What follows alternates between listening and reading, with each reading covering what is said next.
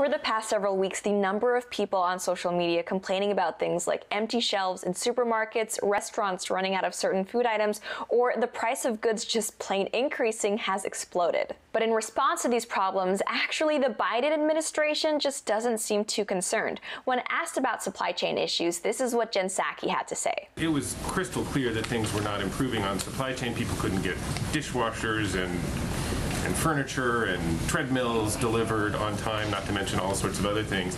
So why is it... The tragedy of the treadmill that's delayed. Right, the problem. And similarly, Liz Reynolds, special assistant to the president, has been quoted as saying, "You won't be able to get the jacket in 15 colors, but you will be able to get the jacket." And when asked about the supply chain breakdown, Transportation Secretary Pete Buttigieg seemed to imply that the problem was actually that Americans were simply trying to buy too much and cleaning out stores that way. But seeing as how inflation levels are at worrying highs in the United States, and there are reports of transportation cargoes waiting off the coast of California to unload their goods, it really doesn't seem like people are just doing too much shopping. I have noticed that there's fewer items on the store shelves. Seen some empty shelves, and I guess not everybody are able to afford for stuff right now, and things are going up, so it's a bit crazy.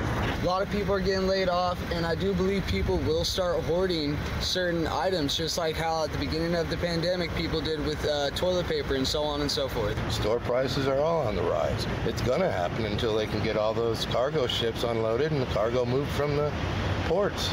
It's a little scary. I mean, I wish that there was more organization. I feel that there's a lot more that the city could do. I'm in the electrical business and everything is backed order. You gotta wait months. Well, I think it's terrible. I think that it's a major problem and it needs to be addressed.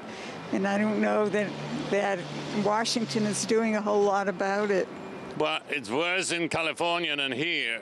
But Mayor Pete doesn't know what he was doing, and he just ignored it. If they would stop really making jokes about it and actually action things, we would get things done. And while there are people out there who will try to blame COVID or the pandemic in general for these economic woes, it is worth noting that Florida Governor Ron DeSantis has pleaded with companies many times, at least on social media, to import their goods through Florida rather than California, assuring them that Florida is open for business. In contrast to this, however, it seems like the Biden administration is more concerned with regulating American workers instead of allowing them to simply do their jobs. Not only has the Biden administration attempted to mandate that any company employing over 100 people mandate vaccines for their workers, his Build Back Better agenda also aims to increase the cost of driving as well as increase taxes on corporations. One might think it would be obvious that yes, shutting different parts of the economy down would have an effect on the supply chain, but for now at least,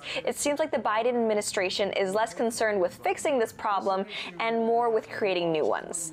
The last thing you want to do is have an administration like Jen Psaki and the president blaming the American people for expecting to see shelves full at their grocery stores like they used to be, expecting to see stuff they want to buy available like they used to be, and having the Biden administration mock the American people by saying, look, you might not be able to get your jacket in 15 colors, but you'll be able to get the jacket maybe in time for crisis. The bottom line is blaming the American people is bad politics, it's bad economics, and it's just bad.